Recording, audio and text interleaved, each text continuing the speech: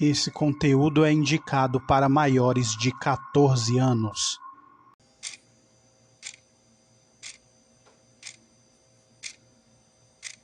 Olá, amigos, eu sou o Dom e esse é o Crimecast, podcast sobre crimes reais. Aqui, nesse podcast, a gente vai falar sempre sobre crimes reais que ficaram conhecidos no Brasil e no mundo. E hoje a gente vai para o episódio de número 16 aqui no Crimecast.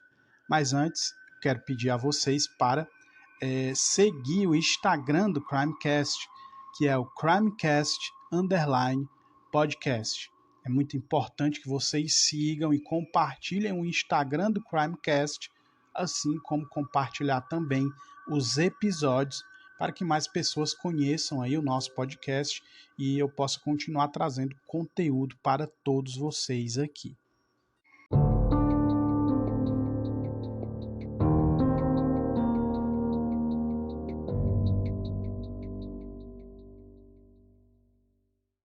Então, amigos, hoje a gente vai concluir aí a história desse garoto, né, o Anthony Templey. Essa é a terceira e última parte dessa história aí que é muito incrível, né? Não num bom sentido, né? Quando a gente para pensar, a gente fica imaginando por que acontece coisas desse tipo, né? Dando continuidade, a gente lembra que a segunda parte ela terminou ali quando o advogado do Anthony Templey ele explica, né, que o assassinato em segundo grau ele dá prisão perpétua, né? Ou ele quer dizer então que é algo muito sério, né? Porque a vida do Anthony Templey está em jogo, né? Se ele pegar a prisão perpétua, né, vai acabar ali com o resto da sua vida. Um garoto de apenas 18 anos. E, continuando, a gente começa agora esse episódio com a Susan Templey na casa onde morou com o Bird. E ela mostra ali todas as câmeras que tinham, né? As várias câmeras de vigilância que mostravam cada parte da casa, né? Várias câmeras ali em todo o perímetro ali da casa. A Susan, ela mostra cada câmera que tinha ali estrategicamente instalada. Câmeras, inclusive, que mostravam a garagem e a câmera que pegava cada carro que entrava ali na casa. A Susan diz que quando ela estacionava o carro, uma câmera mostrava quando ela tirava as sacolas do carro, né? A câmera ficava posicionada ali meio que pro lado do porta-malas. Ele conseguia saber quantas sacolas de compras a Susan tinha ao chegar. Ou seja, ele queria saber de tudo, simplesmente de tudo. Ele queria ver, inclusive, quantas sacolas a Susan tirava do carro quando ela voltava para casa, né? O Anthony, ele diz que era monitorado o tempo todo. Podia ser por uma outra pessoa, podia ser por uma câmera ou por um aplicativo móvel. E ele diz que aquilo não era para segurança, né? Como o Burt dizia. O Burt ele usava esse pretexto. Ele dizia que era para segurança da família, mas não eram, né? Na verdade, eram para controle deles. E o Anthony diz que essa vigilância foi ficando cada vez pior e Burt começou a enlouquecer. A assistente da promotoria, a Dana Cummins, ela explica que assassinato em segundo grau é assassinato com intenção de matar e homicídio culposo é assassinato, mas nesse caso tem que se questionar se foi passional, ou seja, aconteceu algo que faria uma pessoa surtar. O advogado Jared, ele diz que depois de longas conversas com a própria Dana Cummins, fica claro que ela considera o caso como homicídio culposo. Então, ele decide pleitear isso, homicídio culposo. E nesse caso, o juiz daria uma pena de 0 a 40 anos. Dana diz que, com base no depoimento de Anthony, ela não acha que ele temia por sua vida naquele momento. Ela diz também que não há provas que mostrem que o fato ocorreu exatamente como Anthony contou. Susan está na casa e diz que, com o passar do tempo, percebeu que o Anthony nunca tinha ido à escola. Ela lembra das vezes que pegou folhas de papel e tentava ensinar alguma coisa a ele. Ela diz também ter ensinado um pouco de matemática para Anthony.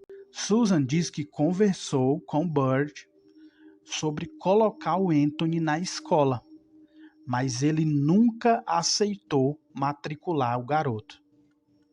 No depoimento à polícia, o Anthony diz que estudou em casa a vida toda e diz que a sua educação não é muito boa. E o Anthony, ele diz que começou a perceber que ele não era tratado da forma normal. Lá pelos 10, 11 ou 12 anos, né? Ele diz que percebeu isso. E ele diz que é mais fácil controlar uma pessoa burra do que uma pessoa inteligente. Palavras do Anthony Templey. O advogado que representa Anthony, ele diz que se identifica com o Anthony Templey, né, porque ele também teve uma infância muito ruim. O advogado diz que seu pai era traficante de drogas. Diz também que seu pai sumia e sua mãe o levava à casa onde havia muita cocaína. Drogas e festas às claras. Tudo feito na sala das casas. Ele diz que, sendo criança naquela situação, só podia aceitar o comportamento dos pais e, por isso, quando cresceu, quis ser advogado, para defender quem não pode se defender. Então, amigos, aqui há um relato importante, interessante. O cara que está, o advogado que se propôs a representar o Anthony Templey, né, que eu já expliquei, né, que ele faz essa representação de forma gratuita, ele não cobra, e aqui ele diz um dos motivos pelos quais ele representa o Anthony, né? Ele se identifica com o Anthony, porque ele teve aí pais muito ruins, aí uma criação aí muito negligente, né? Então, o Jared, ele tem ali, naquela causa, um motivo, né, para representar o Anthony Templey. A assistente da promotoria, né, a Dana Cummings, ela diz que se esse caso fosse a julgamento, seria difícil acreditar em absolvição. Ela diz que se o júri tiver 12 pessoas sensatas, elas vão optar por homicídio culposo. E o advogado, ele diz que, olhando de fora, parece que Bird é a vítima e Anthony o culpado, mas na verdade é o oposto. E aí, amigos, esse advogado, Jared, ele decide fazer um julgamento simulado, né, para ver como as pessoas enxergam o caso. Ele representa a defesa, né, naquele julgamento simulado ele faz a defesa, que é o papel dele, né, realmente, e um colega dele faz às vezes da promotoria, né? Eles simulam ali um julgamento para ver como que pessoas que eles convidam para ser o júri, como que elas enxergam aquele caso. Porque o Jared, né, ele acredita que isso possa ajudar muito, tanto na argumentação para o julgamento de verdade, né, como para ver o que o júri diz na deliberação sobre o caso, principalmente, e sobre a decisão. E aqui, nesse júri simulado, eles podem ver o que as pessoas conversam lá na sala de deliberação, coisa que eles não podem ver nos julgamentos de verdade. Ou seja, o advogado, ele tem essa ideia, né, com pessoas que, para mim, fica claro que são pessoas que eles convidam para um júri, são pessoas que não são influenciadas ali, O que eu entendi é isso. E nos julgamentos de verdade, quando essas pessoas que são as pessoas do júri vão para essa deliberação, né, que é onde eles decidem lá e tal, ver o que falam e decidem, como aqui é um julgamento simulado, eles podem ver isso, entendeu? O que as pessoas acham, né, sobre o caso do Anthony Tampley. E aí, ao final da deliberação, todos decidem por homicídio culposo, exceto uma mulher que diz que o Anthony é inocente. E o que o Jarrett tira de lição no júri simulado é que as pessoas querem ver mais claramente os exemplos de abuso que o Anthony sofreu do pai. Porque não tem denúncias desses abusos enquanto ele morou com o pai, né? Até acontecer o crime. O Jarrett, então, ele procura um especialista que é uma psicóloga forense. A doutora Catherine Lowing diz que a avaliação de Anthony Tampley era para entender o estado mental dele nos dias, semanas e meses anteriores ao assassinato. E aí a gente volta para o ano de 2019, amigos. Vocês lembram? É o ano que aconteceu o ocorrido, né? E a Susan Tampley, a madrasta do Anthony, ela diz que quando Bird estava em casa, todos ficavam ali pisando em ovos, né? Todos ficavam nervosos quando o Bird estava em casa.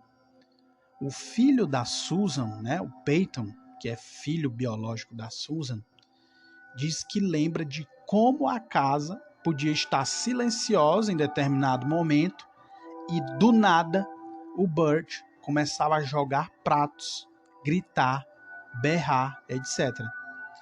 E o Anthony, ele diz que o temperamento de Bird mudava de uma hora para outra. A psicóloga diz que Anthony estava sempre alerta, sempre atento e nervoso, e sempre estudava o comportamento do pai para determinar o temperamento dele. E mesmo com isso, ela diz que era muito difícil lidar com o pai, porque a violência dele era imprevisível. Anthony diz que Burt o batia e o chutava várias vezes em várias ocasiões. Peyton, filho de Susan, que morava na casa, né? Ele diz também que o Burt o chamava de burro, gordo e que sempre o empurrava e batia nele. A Susan diz também que o Burt tinha um aplicativo no celular que mandava uma mensagem para ele quando havia qualquer movimentação na casa e ainda tirava uma foto do que estava acontecendo ali, né? Essa foto era enviada direto para o celular do Burt. A Susan diz que até quando desligava o seu carro, o Burt recebia uma mensagem. Então, amigos, esse controle do Burt sobre as pessoas que viviam com ele era algo absurdo, né? Algo bizarro. Burt tinha controle total da casa. E com esse controle, a ameaça de violência era constante. O ex-marido de Susan diz que contatou as autoridades 2 vezes. O pai do Peyton, né? Ele dá esse relato, dizendo que chamou a polícia lá na casa 2 vezes, porque ele suspeitou que havia abuso contra Susan e contra o Anthony. A Susan diz que havia, sim, abuso físico toda semana e verbal quase que todo dia. E é por isso que Peyton não aguenta mais e liga para o pai. Peyton avisa sua mãe que seu pai chegará em 15 minutos naquele dia, pois não aguentava mais aquela situação e que seu pai o levaria. Isso aconteceu em março de 2019. A polícia ela vai à casa de Bird e Susan e busca o Peyton. Só que acontece algo estranho. O policial ele pergunta ao Anthony especificamente se o pai havia abusado dele fisicamente e se bateu em Anthony, e ele responde que não. Anthony ainda diz que nunca viu Susan apanhar e que ele também nunca apanhou. Olha só, há esse relato de que, diante de um policial, Anthony negou que ele ou a Susan já tivessem sofrido alguma agressão, né? Ou seja, o Anthony ele teve a oportunidade de dizer algo, mas ele não disse. Fica parecendo, então, que o Anthony estaria mentindo sobre o ocorrido com o pai, sobre o crime lá, né? Quando ele atirou nele. Quando essa questão aqui é descoberta, né? Por que que lá diante de um policial ele disse que não, ele negou as agressões contra ele e contra a Susan, e agora, quando aconteceu, né, o crime de ele ter atirado, ele diz que o pai abusava dele, né? Fica muito estranho, né? A Dana Cummings, né, da promotoria, ela diz, porém, saber que talvez o Anthony não tenha dito nada à polícia, ao policial, porque ele devia ter medo das consequências disso. Anthony é perguntado sobre isso e ele diz que não foi só uma vez que os policiais bateram na porta de sua casa. No entanto, ele diz que várias vezes ficou claro para ele que não podiam fazer nada. Olha só a explicação. Ou seja, o Anthony ele não acreditava que a polícia faria alguma coisa, né? Porque em várias situações eles iam lá, conversavam com o Bird, iam embora e ficava por isso mesmo. Então essa é a explicação do Anthony, ou seja, ele não acreditava na polícia para ajudá-lo, porque ele já tinha visto várias situações onde a polícia foi chamada e acabou não fazendo nada. Então ele preferia não dizer nada à polícia porque simplesmente não acreditava mais que eles pudessem ajudar. O Anthony diz à psicóloga que quando Susan foi embora, tudo ficou ainda pior. Susan conta que na noite antes de ir embora, estava discutindo com o Bert no quarto e ele lhe deu um soco no rosto e se afastou. Bert então se vira e olha para Susan com um olhar muito satânico. Essas são palavras da própria Susan Templey. E quando ele se vira, ele diz para Susan, o Bert: você não sabe o que eu sou capaz de fazer. Na manhã seguinte, Susan liga para um hotel e reserva um quarto por 2 meses. Anthony diz que não se surpreende quando vê a Susan ir embora, porque não era a primeira vez. O irmão de Susan lembra de perguntar a ela, né, se o Anthony estava seguro sem ela lá na casa, né, porque quando ela vai embora fica só ele e o pai dentro de casa. E a Susan responde apenas que ele ficará bem. Susan explica que se tivesse tentado tirar também o Anthony de lá, ela estaria morta e diz que não teve escolha. A Susan presta queixa de violência doméstica contra Bert e pede uma ordem de restrição que dizia que ele a ameaçou de morte. O advogado de Anthony então usa essa ordem de restrição para alegar que a legítima defesa de Anthony estava comprovada. Os boletins de ocorrência começaram no início dos anos 1990. Bert Templey era conhecido por sua personalidade violenta, principalmente quando ingeria álcool. Álcool e violência era o que existia de mais consistente na vida de Bert Templey. A assistente da promotoria diz não entender o porquê de Susan fazer denúncias à polícia somente quando ela sofria o abuso físico. E mesmo sabendo que aquilo acontecia também com Anthony, ela nunca denunciou o abuso que ele sofria. Por que ela nunca fez isso, né? Se ela sabia que aquilo acontecia com o Anthony.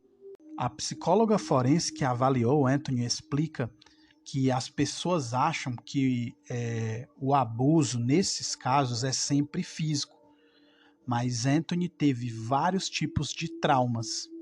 Além do abuso físico, há também o abuso psicológico e a negligência. Anthony diz que quando Susan vai embora, Burt fica destruído e passa a beber muito mais, e isso ajudava a intensificar o abuso. Anthony continua e diz que Burt passou a beber todos os dias e a ficar embriagado dia após dia.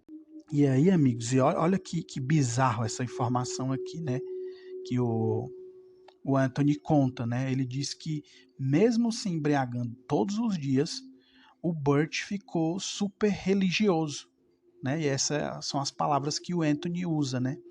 Ele começou a colocar cruzes por toda a parte, né? Por toda a casa, e começou a dizer que o Anthony era o malvado e era demoníaco.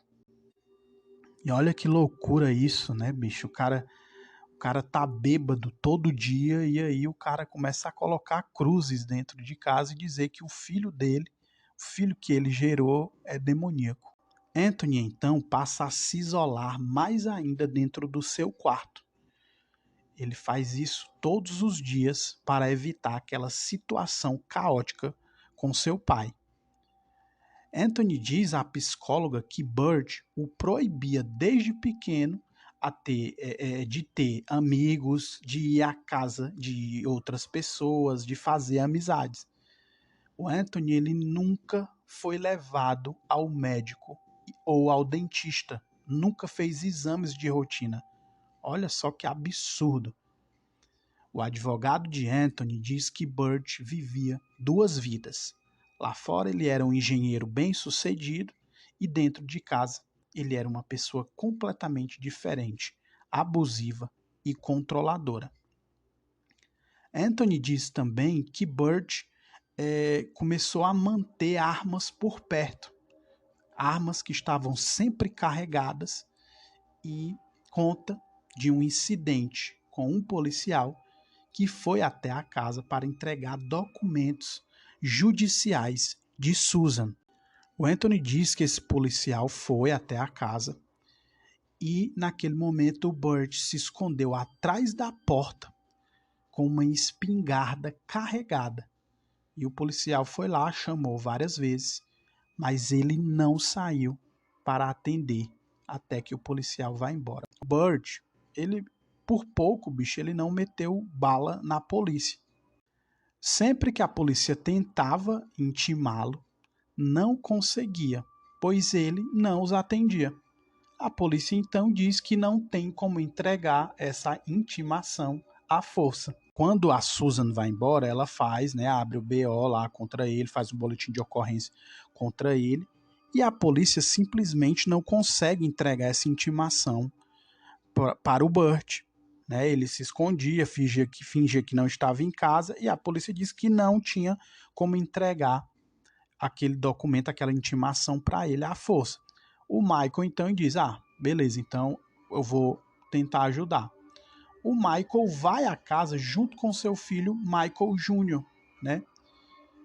O Peyton, ele diz que o Burt tinha medo deles, porque sabia que eles poderiam ser tão loucos quanto ele, quanto o Burt. Né? Quando se trata de família, esse irmão da Susan e o filho dele, eles eram meio loucos ali, então eles batiam de frente com o Burt.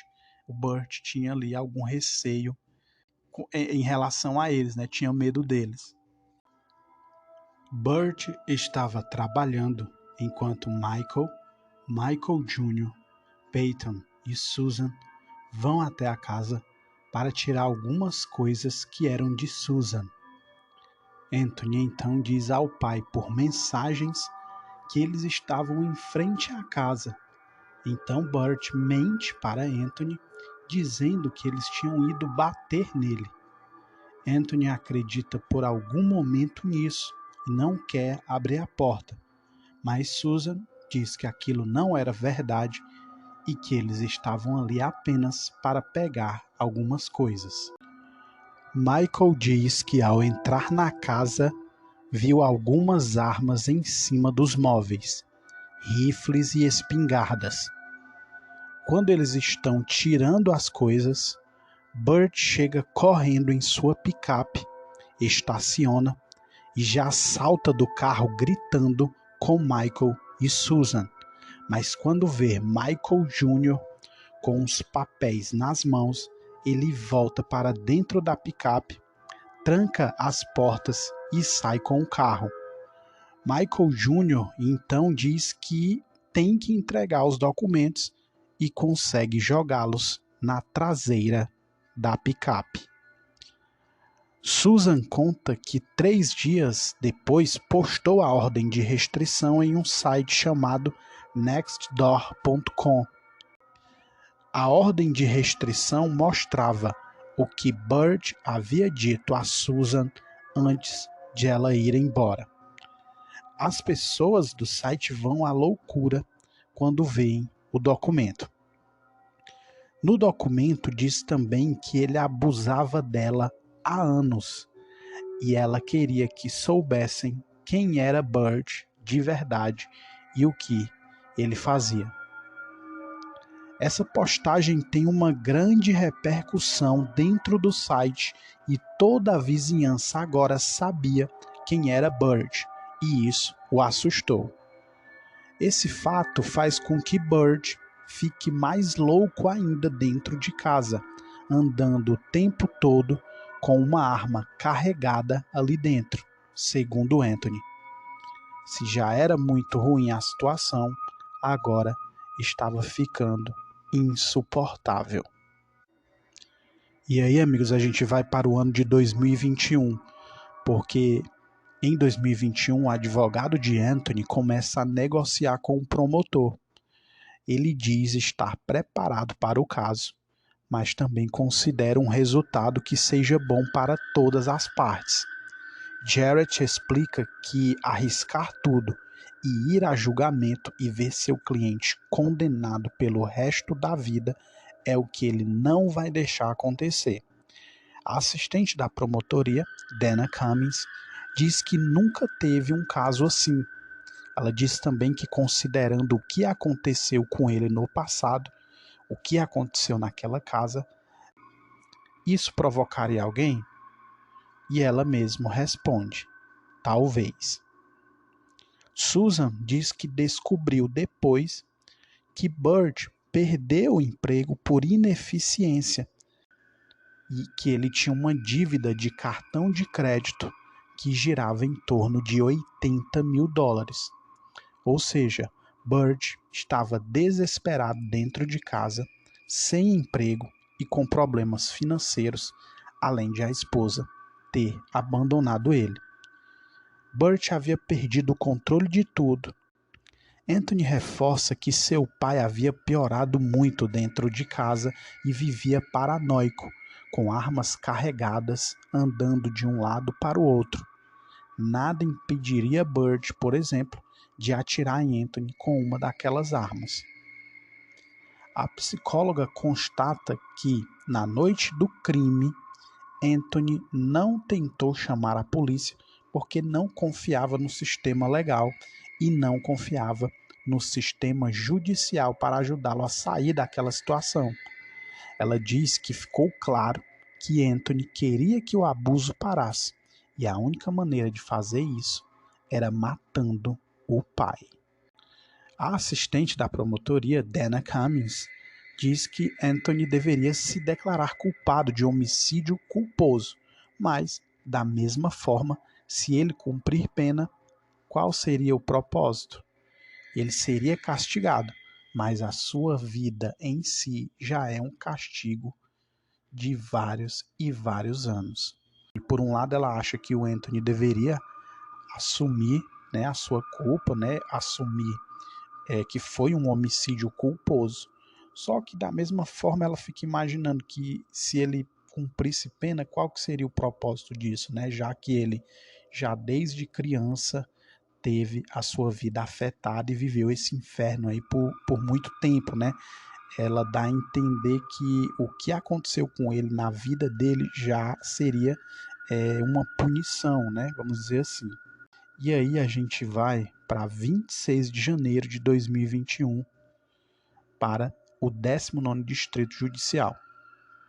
O advogado de Anthony diz que tem como testemunhas as pessoas que moraram com ele, né, com o Anthony, Susan e Peyton, e que tem também a avaliação da psicóloga forense Catherine Lowing, que atesta que Anthony sofreu várias formas de abuso e foi totalmente afetado por essas circunstâncias. Jarrett diz ao promotor do caso: sei que não podem encerrar o caso, mas acho que um resultado sensato seria homicídio por negligência e condicional. Diante disso, diante dessas informações, o promotor aceita o pedido do advogado. Anthony ficará em liberdade condicional a partir do mês de março. O advogado Jarrett se emociona ao informar a decisão para Anthony. E ele diz que não acredita que aquilo é verdade, mas Jarrett diz que já está confirmada aquela decisão. Dana Cummins explica que o que parece verdadeiro no relatório de Anthony é que ele é um jovem que basicamente nunca teve vida e que nunca foi ensinado a sobreviver com o homem com quem estava vivendo. O promotor Ryler Moore diz estar convencido de que o jovem matou devido à situação em que se encontrava. Não era só uma desculpa para quem tem problemas com um membro da família para matar. Não é uma licença para matar. Ele diz também que cada caso é único. A circunstância é única e, neste caso, acredita que a justiça foi feita. Jarrett diz que espera que Anthony seja muito bem sucedido daqui para frente, pois agora não está mais preso a Bird e nem ao ocorrido. A Maisha Coulter diz que a sociedade ainda hoje, de um modo geral, faz vistas grossas para o abuso e violência doméstica. As pessoas tendem a achar que não tem nada a ver com o que acontece entre quatro paredes na casa ao lado, ou na sua quadra, ou na sua rua. Anthony diz que as pessoas não precisam se preocupar se ele será igual ao pai. Ele diz que isso nunca irá acontecer.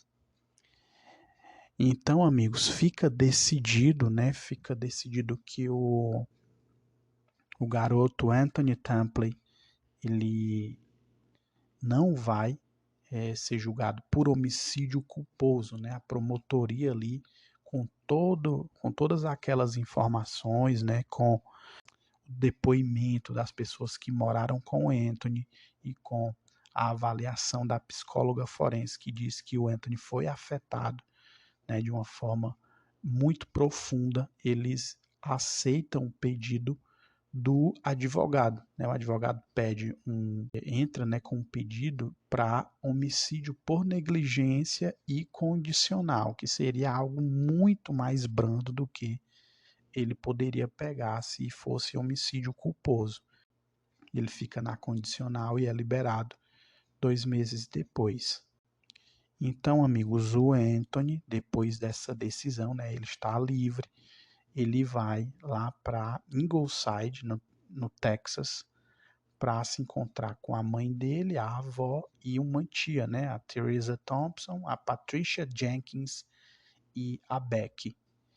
E o Anthony diz que aquilo é muito estranho, né, estar ali com pessoas com quem ele conviveu, mas que ele não se lembra. O Anthony, ele é muito tímido, né, como a gente já sabe.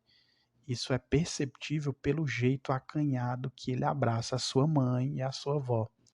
Elas lhe contam algumas coisas da infância e mostram algumas fotos. E depois Teresa, sua mãe, diz que quer ser amiga do filho, pois sabe que uma relação mãe e filho não acontecerá por conta dos 11 anos que ficou longe do filho e que isso ficou no passado.